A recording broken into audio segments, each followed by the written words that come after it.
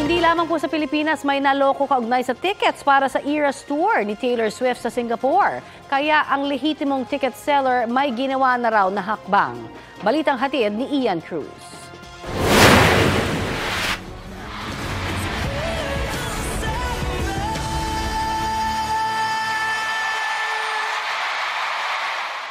Hulyo pa lang noong nakarang taon, mabilis nang na-sold out ang ticket para sa nag-iisang stop ng Eras Tour ni Taylor Swift sa Southeast Asia. Kaya ang ilang Swifties gaya ni Jenny, hindi niya tunay na pangalan, naghanap ng ibang mapagbibilhan online. Isang kakilala raw ang nagturo sa kanya sa isang lalaking may access daw sa ticket ng Eras Tour sa Singapore sa Marso. At kahit umabot ng 65,000 pesos ang babayaran, pikit mata niya itong pinadala sa lalaki via online banking. Nagpapakita siya ng mga proof ng transactions niya with other people. Tapos may mga nagba-vouch nga sa kanya, even to the point na nagbabanggit pa siya na may mga social media influencers at saka celebrities siyang napagbentahan ng ticket. Makukuha raw ni Jenny ang ticket 2 linggo bago ang concert, pero all is not too well pala. Dahil nang dumating ang takdang petsa, hindi na niya makontakt ang lalaki. Nagsimula na magsipag-comment yung mga bumili din sa kanya. It turns out, madami pala kami.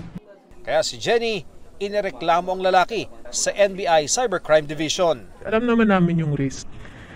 Pero dahil nga sa kagustuhan namin manood, dahil fan talaga kami, yun yung napala namin, which is nakakalungkot.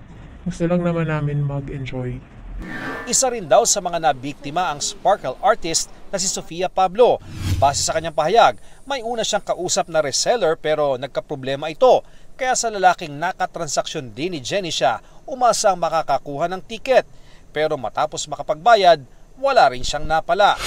Ayon sa NBI Cybercrime Division, aabot sa 100 ang nabiktima ng ticket seller. Paalala ng NBI, sa lehitimong ticket office lang bumili ng concert tickets. Ingat po tayo na hindi dahil po may nag-vouch, ibig sabihin totoong tao na po yung nag-vouch, at hindi dahil nagpadala sila ng ID, ibig sabihin sila talaga yun. Pero lumalabas na hindi lang sa Pilipinas nakakaranas ng ticket scam. Ang online marketplace sa Singapore na Carousel, tatanggalin daw ang lahat ng listing ng mga nagbebenta ng Taylor Swift tickets dahil sa pagdami raw ng insidente ng scam. Ian Cruz nagbabalita para sa GMA Integrated News. Kapuso, para sa mga maiinit na balita, mag-subscribe sa GMA Integrated News sa YouTube. Sa mga kapuso naman abroad, subaybayan nyo kami sa GMA Pinoy TV at sa www.gmanews.tv.